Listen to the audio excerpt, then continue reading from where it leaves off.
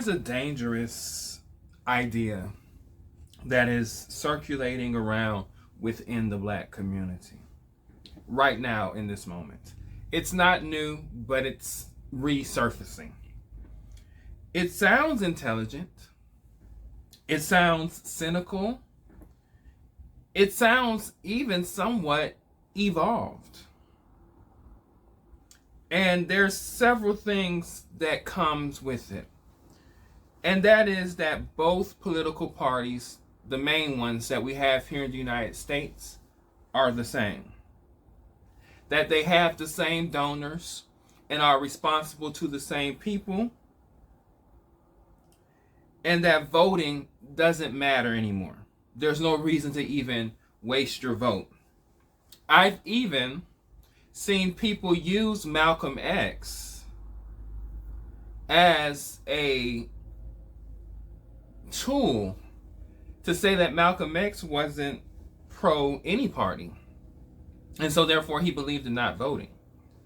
But it is Malcolm X, to those who do not know, who said it is either the ballot or the bullet. And by saying that, he says we either get Black liberation through violence, the bullet, or we do the slow, incremental, but intentional walk through the ballot.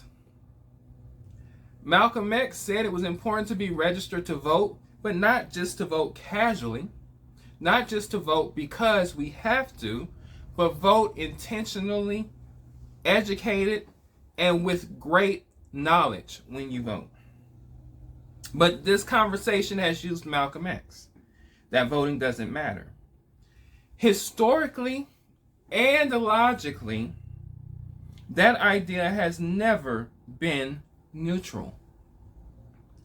And it has never helped the Black community, not one bit.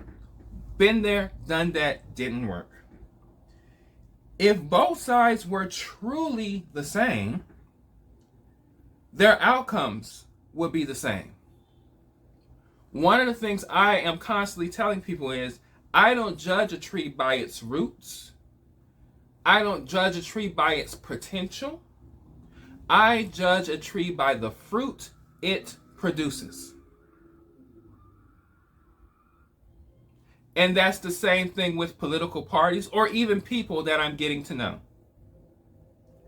Because if both sides were the same, their laws would be the same.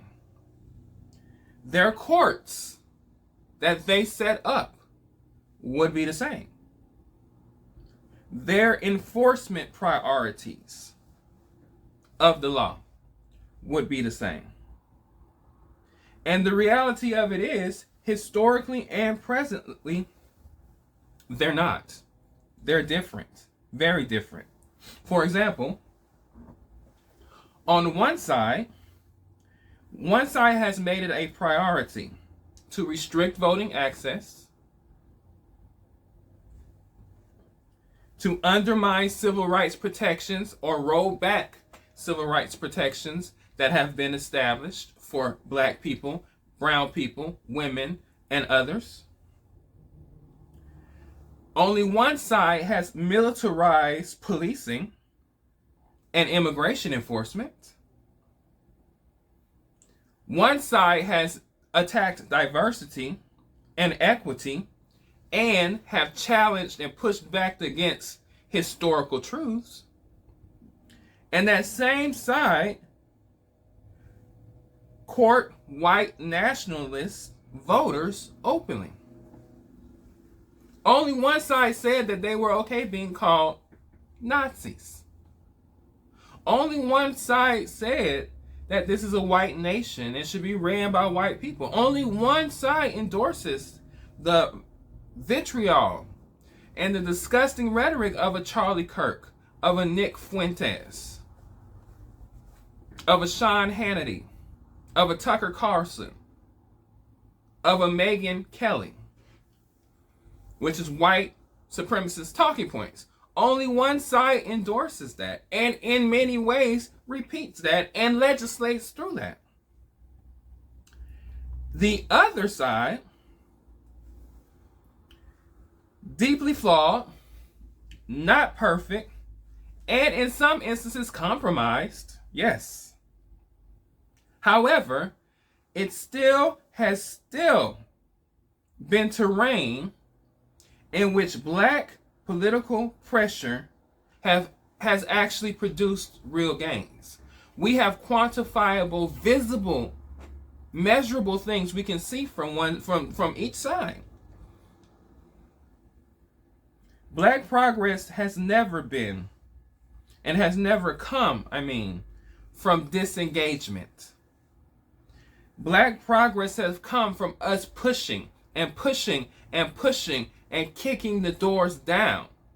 Not begging and pleading, but saying we demand to be let in.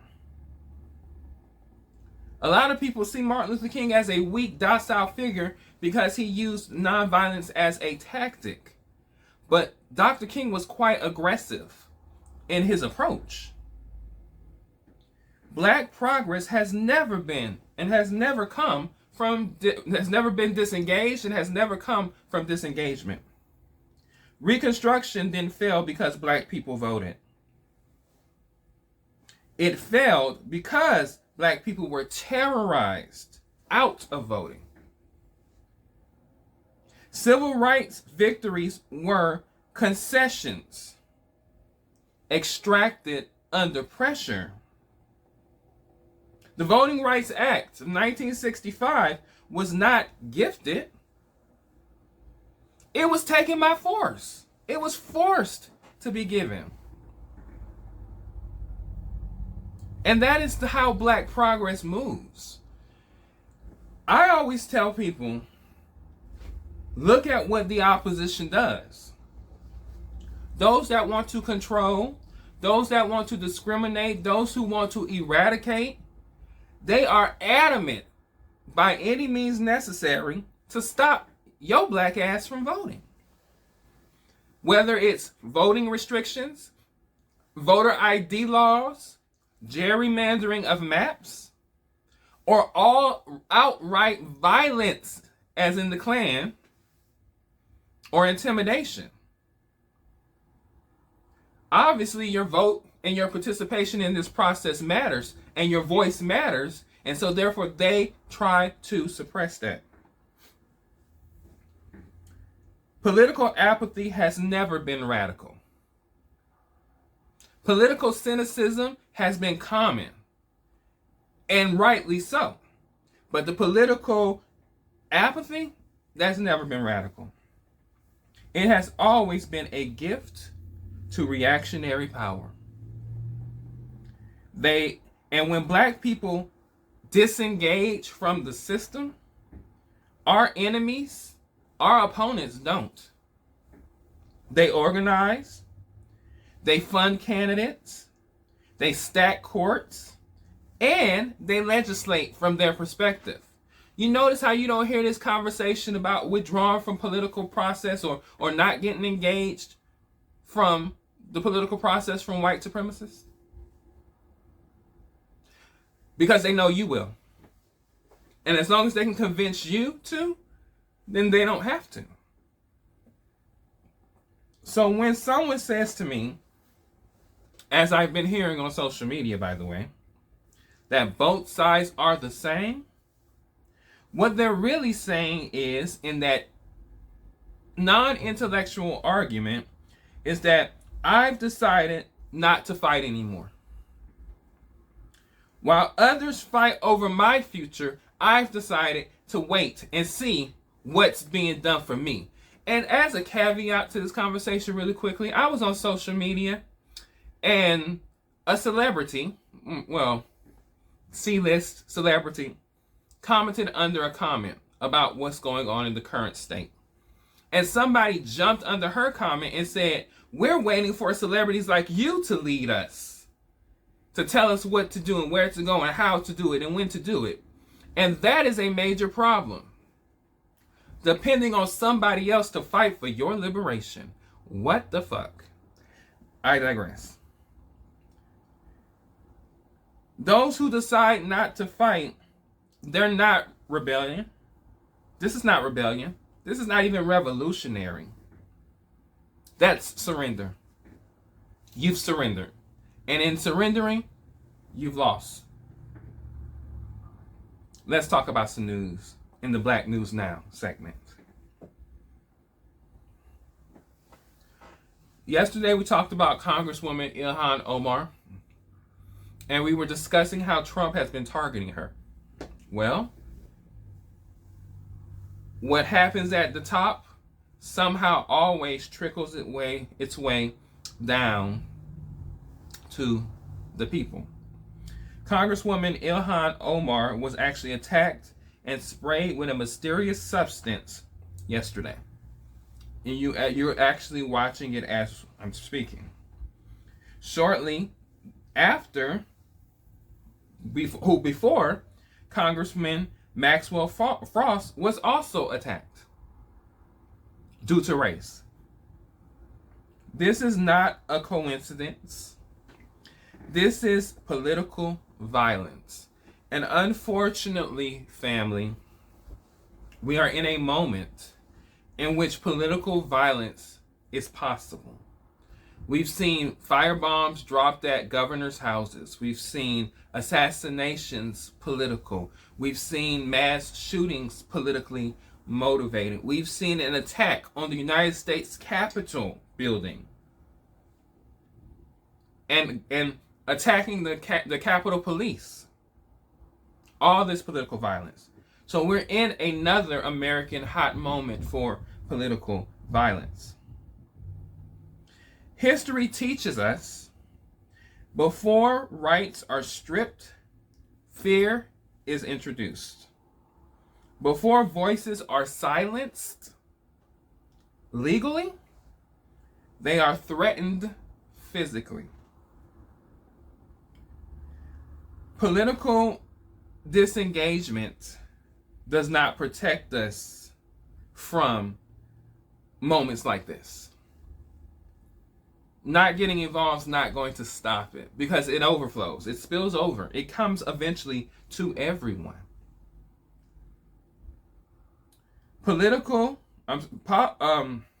Politics determines a lot for us. Who gets protected? Who gets policed? Who gets heard? And who gets erased? Silence has never been a safety. And Ilhan Omar does nothing but speak out against President Trump and his racist tendencies, his racism. And so she's become the target of those who follow Trump for that particular reason.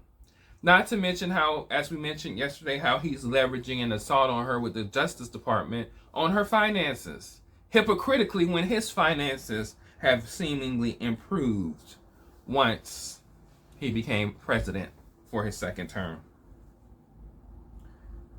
I was shocked by the video, but not shocked by the political violence. But one thing that I will say is Ilhan Omar was ready to fight. The way she squared up and she was prepared to defend herself means she done been here before. And so I was glad to see that her bravery is more than just rhetoric. She was ready to lay them hands.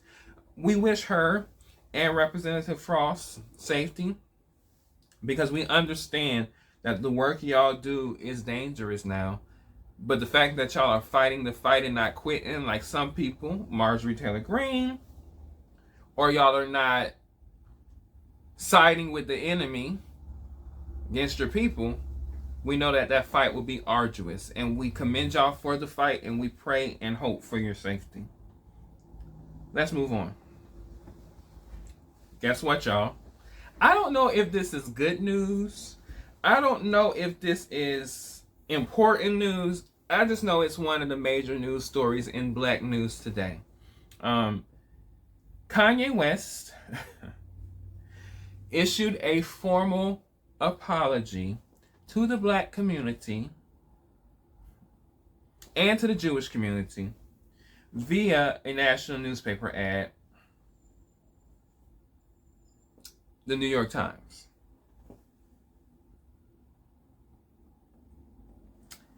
And the response on this has been pretty split, as expected, when it comes to Kanye, who is a deeply polarizing figure in the last 10 years.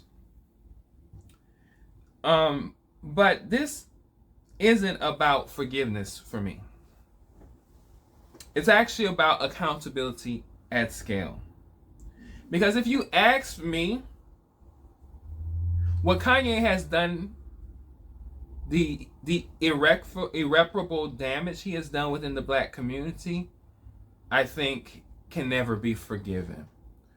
Kanye single-handedly is one of the major voices of the Black MAGA movement, which is an anti-black movement within the black community, and they don't even get it. And unfortunately, when you talk to many of them, especially some of those who are followers of Kanye, listeners of Kanye, they're not educated fully on the subjects that they're even voting and debating. Very limited.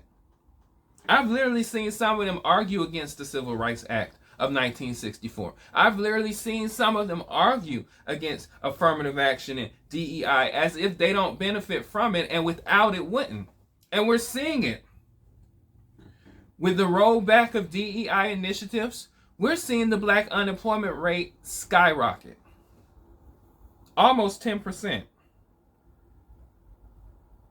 And when this president touts a good economy, and Black MAGA supports him because he's talking about the stock market, what about the 10%, almost 8 to 10% unemployment within the black community? That was not here the year before last. So for me, Kanye corrupted a lot of young minds with his bullshit. Because Kanye wasn't just another celebrity.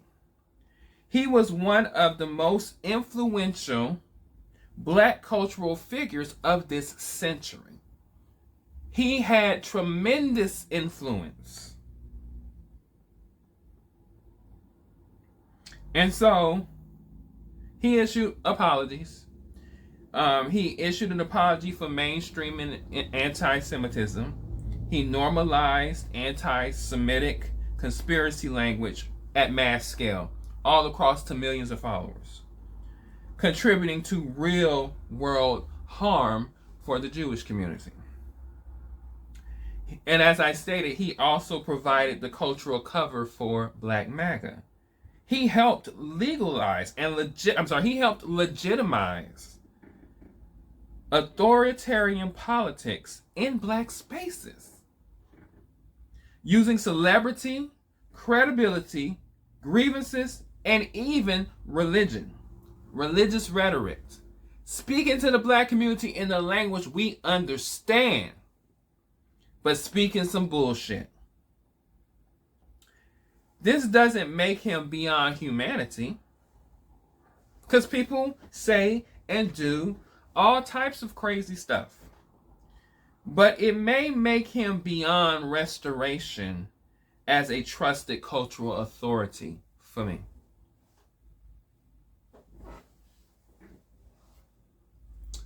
Because when you're given the privilege, the platform, the power, the presence, the public persona to advocate, to speak truth to power, and you choose it to do otherwise, how can you be trusted with that same authority another time?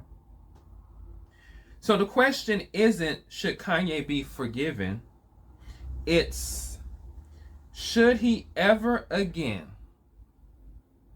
be trusted with the megaphone he once had to speak to the community? Or has he lost that privilege? It's up to us. Let's shift gears and move on now to Black World Now, and the segment on our stories that we cover about what's going on in the black globe, around the black globe.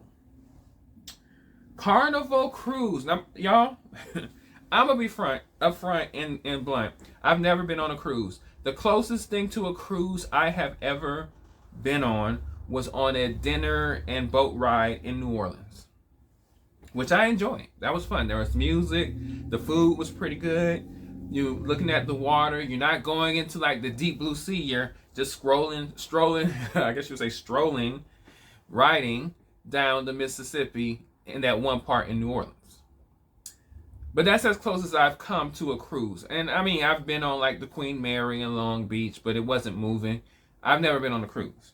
However, this story might make me go bring my ass on a cruise. Just because. Carnival Cruise Line has announced that in 2027, they will be offering cruises to Africa. And this, which is the first time in this company's history.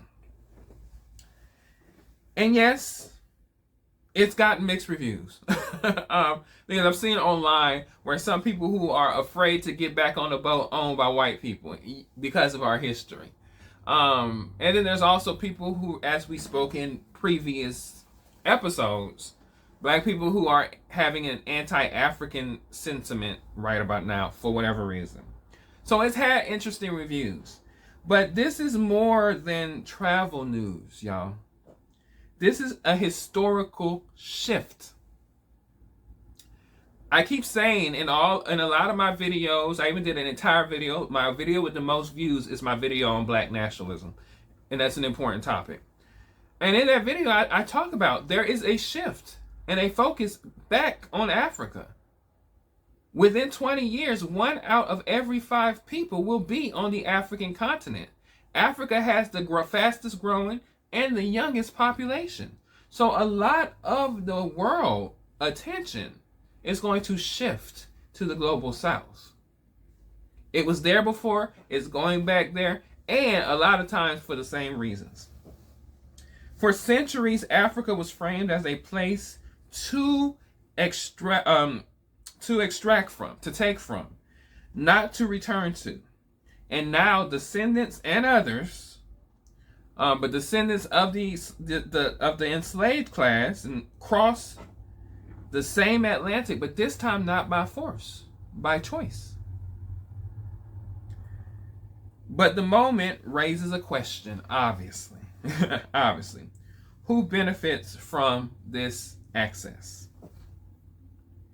Africa is not a backdrop.